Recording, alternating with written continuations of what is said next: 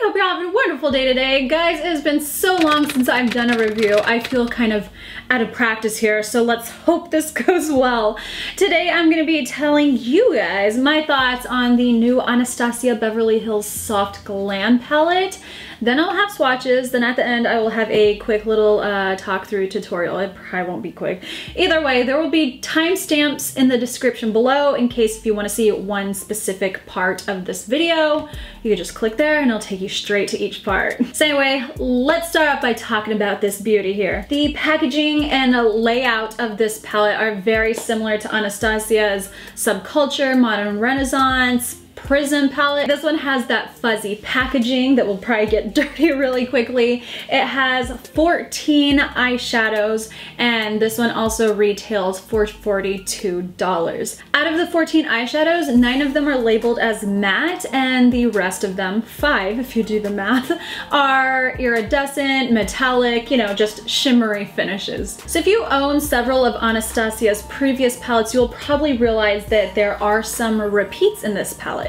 Actually, half of this palette are repeats from previous palettes, and I will get into which ones right now. With some of these palettes, we're going way back. The Shadow Couture palette and the Tamana palette both share the shade Noir, the black shade. In the Lavish palette, you will see a repeat of Orange Soda and Sienna. With the Artist palette, you'll see a repeat of Dusty Rose. And with the Modern Renaissance palette, you will see a repeat of Tempera, however you say it, Cypress Umber, and Burnt Orange. So if you own those palettes, you're not getting like a totally new palette right here.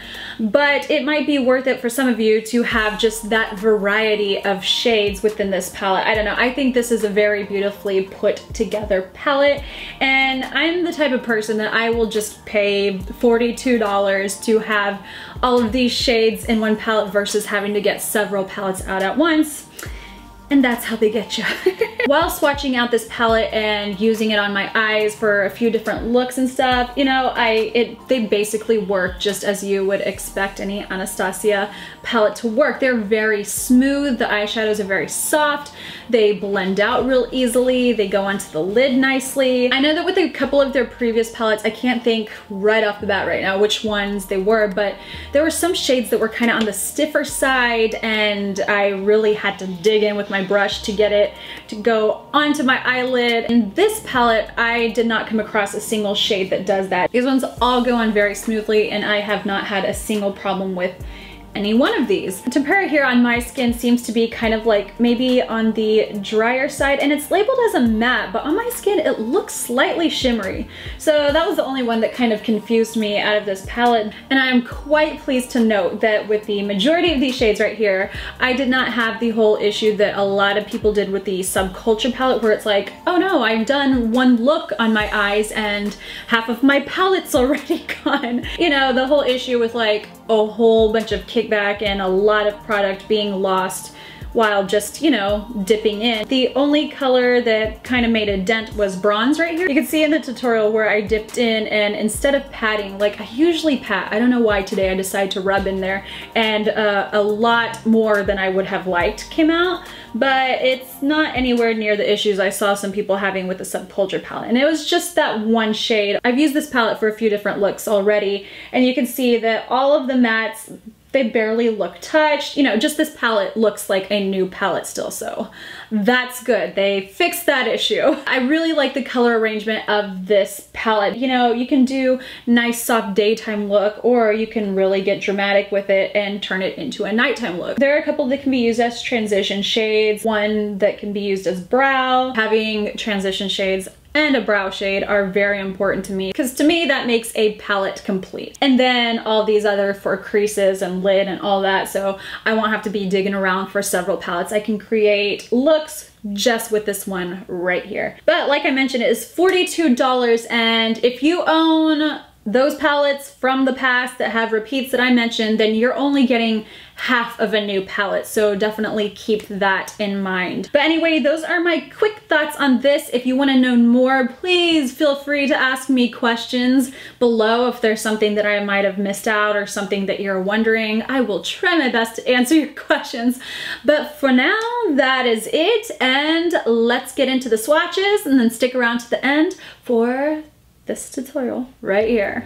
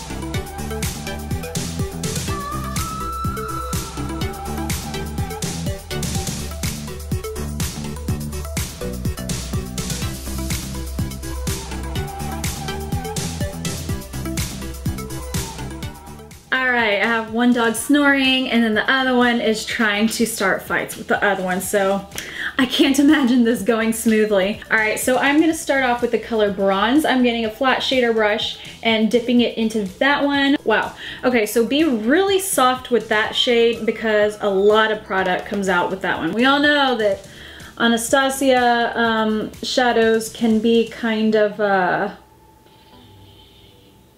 excited to go onto your brush. Let's do pats instead of swipes on the pan, just a heads up. I'm putting that shade all over my entire eyelid. I just could not resist using that one because it looks so sparkly and pretty in the palette.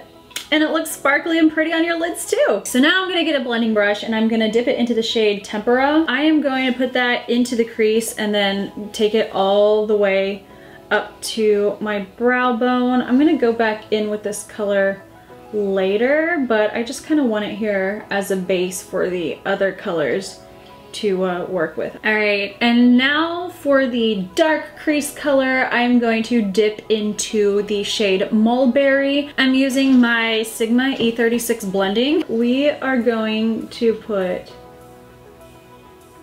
into the crease. I'm just kind of mapping out where I want things to go right now. I'm not really going hard with the color just yet. I am going to go underneath the eye, and then I'm just gonna draw it in the shape that I want it.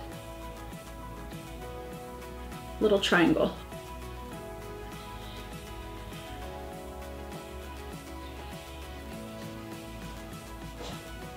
Alright, so now I'm gonna go in with that previous blender brush because it doesn't have like dark colors on it or anything. And I am going to go in little circles to blend things out. Little circles. Let's just pretend like we're a tiny washing machine. That does not make sense at all. Anyway, something that just turns in circles a lot. That's what we are today. So next I am going to get burnt orange once again with that bigger blending brush, and I am going to put that one right above this shade right here. We're just gonna use several different shades for the crease. I don't know, I just feel like that makes things look a bit more interesting, a bit more exciting, a bit more zesty. And this is right where I will see the views go down. Just kidding, guys. For all of you who stick with me in my who knows what the heck I'm talking about, thank you. You are special people. Very special people. All right, and then I know that mulberry color kind of got lost with all this blending and stuff. I do this for a reason. I like putting the dark color like there kind of as an outline and map, and then I go in with all these other things that need like super blending.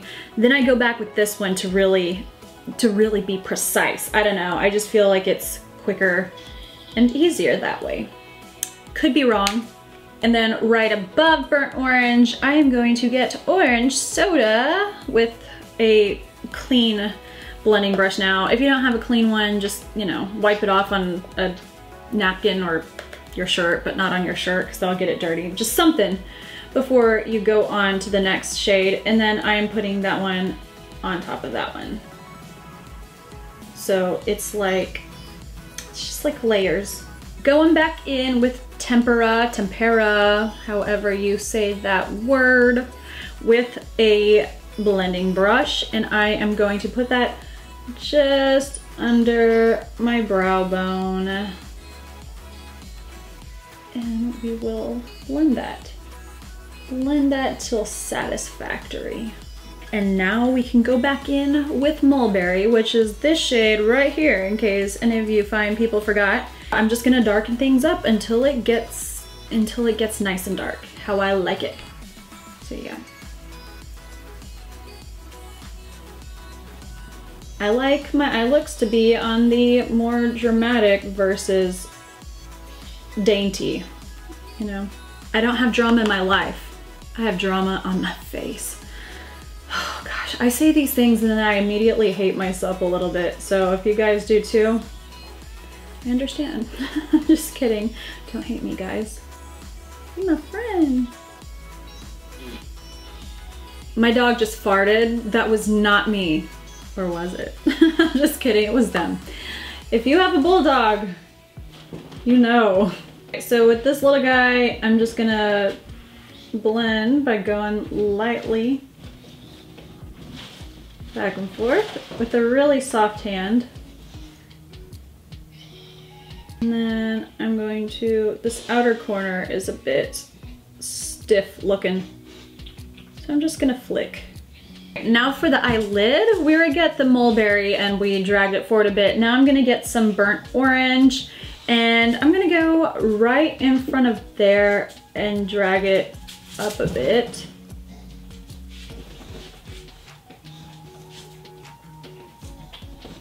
And get a bit more mulberry, the dark color. Until they're nice and blended. So now to finish off the look, I'm getting orange soda with that same blending brush, and I'm just gonna put this on the lower lash line, like right in front of here. Don't get the brush into your eyeball because that hurts. I am going to get Fairy with a flat shader brush, a little flat shader brush. I'm gonna put that into the inner corner. I'm gonna let my inner corner shine as bright as my personality. I am going to put a few coats of mascara, and then I am going to put my Featherette lashes on. This is what they look like, in case you are wondering. So I'm gonna go do that real quick. All right, the eyes are done. Now I'm using this Nars. This is the palette Unfiltered II, and I'm using the color Fame. Swipe.